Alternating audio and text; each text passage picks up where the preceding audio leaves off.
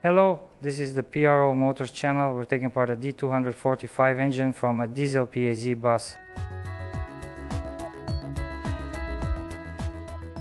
So this is the engine. I already did this once, maybe a couple of years ago, maybe a bit more, maybe a bit less, give or take. There's still no video about repairing this engine on the channel, so I want to show that our previous engine had a gear-driven compressor drive, and here we have a belt drive. Well, that's just to show that I'm not showing the same engine all the time. These are different engines.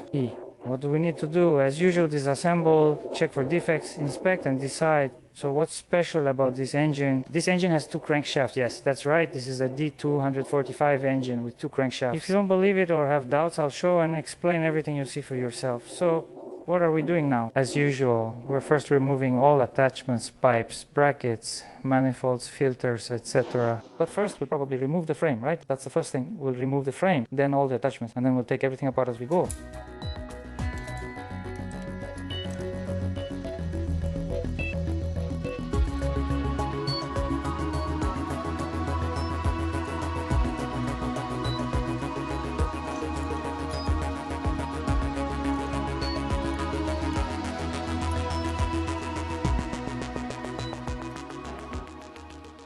A piece of the frame is missing, likely broken off, but we'll weld it back on later.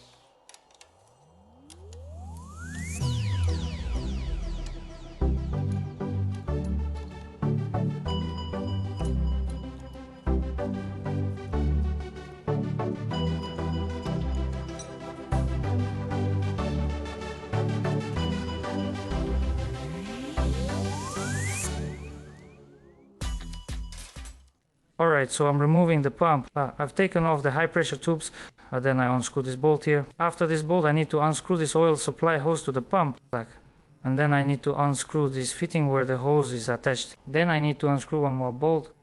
It's like a whole ritual. Next I unscrew these two bolts, and finally the two bolts holding the pump. Next remove this cover. You'll find 3 nuts underneath that also need to be unscrewed. No marks are needed. Well, you can mark how it will be installed. You can mark the gear as it is installed, but there are no marks to set. The distance between the holes is different, so you can't install the pump in any other position.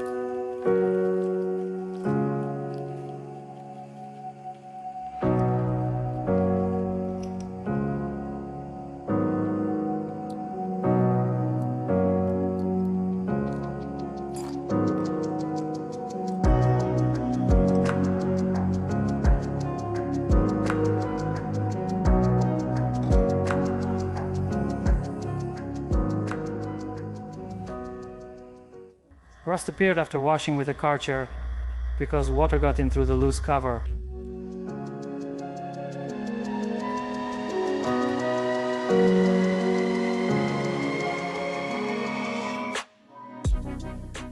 So we can also see that the guide on this exhaust valve is damaged. You can see that exhaust gases are escaping right through the guide. Here you can see the carbon buildup on the valve and cover.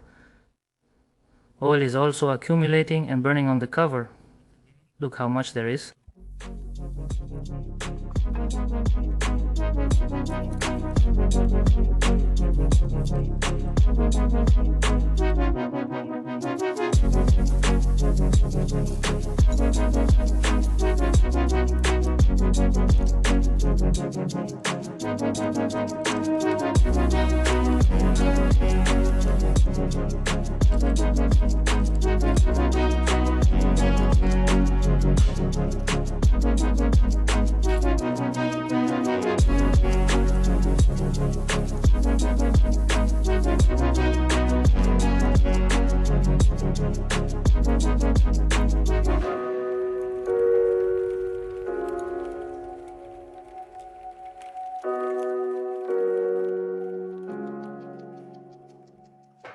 We can see from the heat exchangers that there are metal shavings. You can see how much shavings there are, right? Here I first remove the filter, then comes the heat exchanger, there's the radiator, the coolant supply, and the coolant outlet.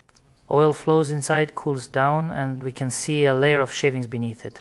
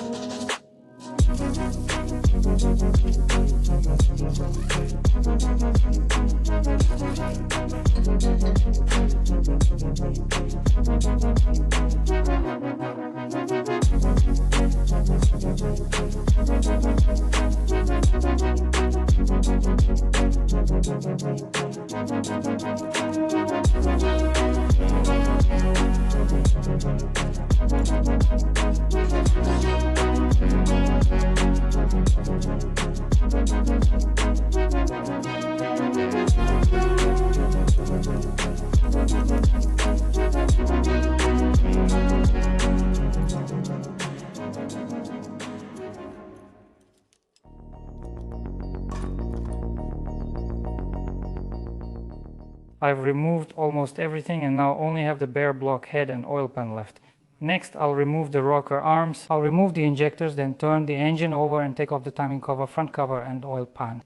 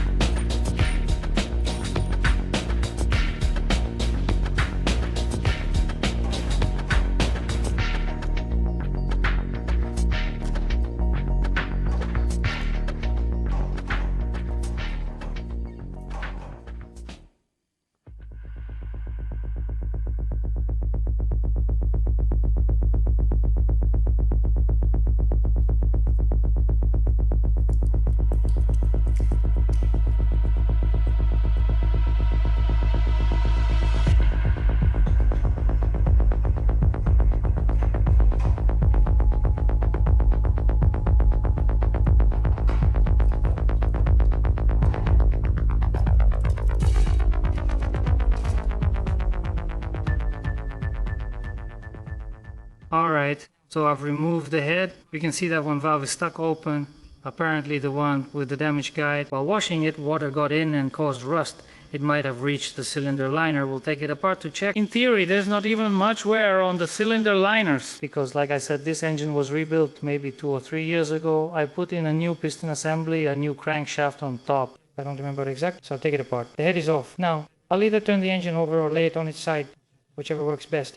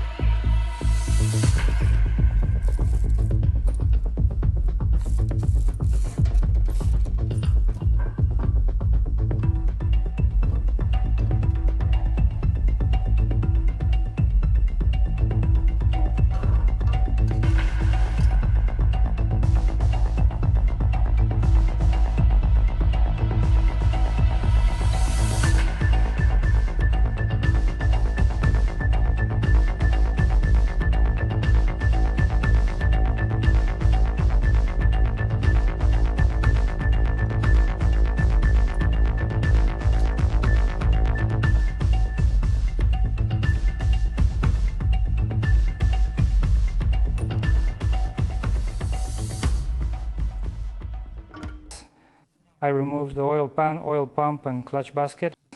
Now I'm taking off the flywheel and both covers, and I'll explain the situation with the two crankshafts.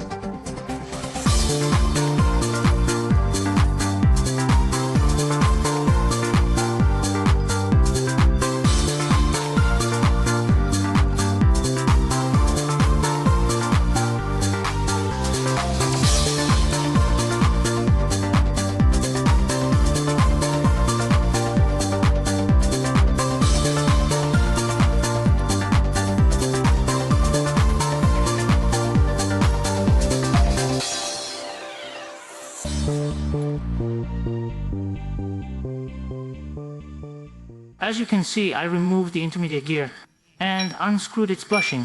The plate is broken. So, as usual, these plates break. This plate is broken too. The gear was a bit loose. Now I'm taking out the locking pin and removing this intermediate plate.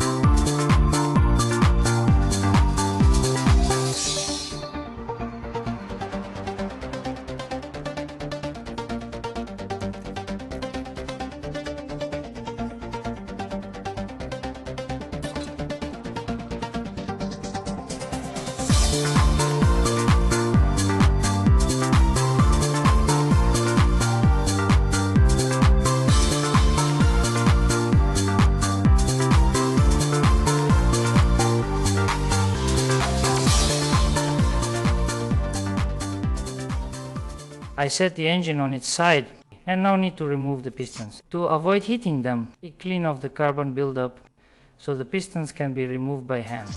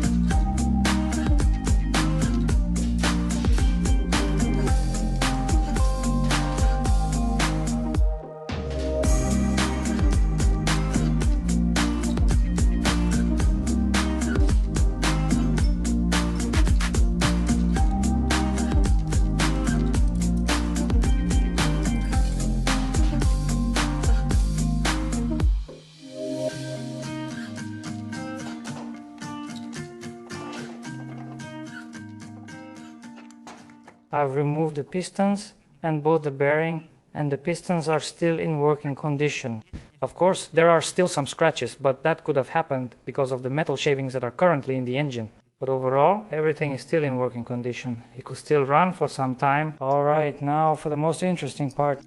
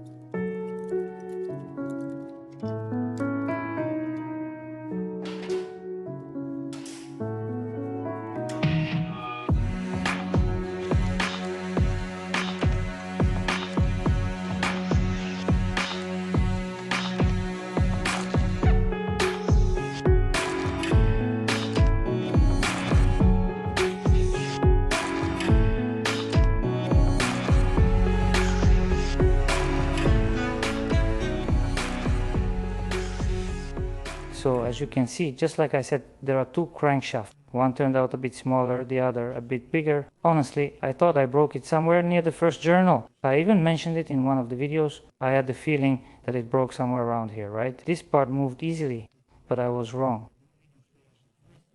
Clearly the two crankshafts idea was just a joke. Now it's all serious. So we can see that the crankshaft is broken. This is actually a common reason why these engines fail. Well, at least when you assemble them from spare parts. This block was already bought in a store, and this crankshaft was also bought in a store. This bus is about 15 years old, maybe more. In that time, I've repaired the engine. Well, I don't know. I can't say for sure, but maybe 4, 5, 6 times. I don't know exactly. And during this time, I don't even know, 2, 3, maybe 4 crankshafts were bought. The engine block was also replaced several times. The cylinder heads were changed, pistons too. In general, everything was replaced several times, just like that. So, what exactly is the reason for this crankshaft failure? My personal opinion is that I think the reason is actually in the crankshaft itself. Here, you can see the thinnest spot. Here's the journal and a very thin partition. There's also drilling for the oil channel. Even a small defect in the blank can cause this result. So, why don't I think it's the block? Because we constantly check the block, even the block straight from the store. A new block, we first take it for inspection and almost always machine the crankshaft bed to restore it. I only assemble it then. Right now, it's hard to say for sure based on guesses. For myself, I come to the conclusion that most likely it's because of the crankshaft. So, last time I installed a new one. The bearing is still standard, I showed the bearing. Well, basically they could still work for a while. Well, as we can see, that's what happened, yeah. The future of this engine, I don't know yet. The bus is already 15 years old and has been decommissioned, as I said. I'll show you. They're scrapping it outside.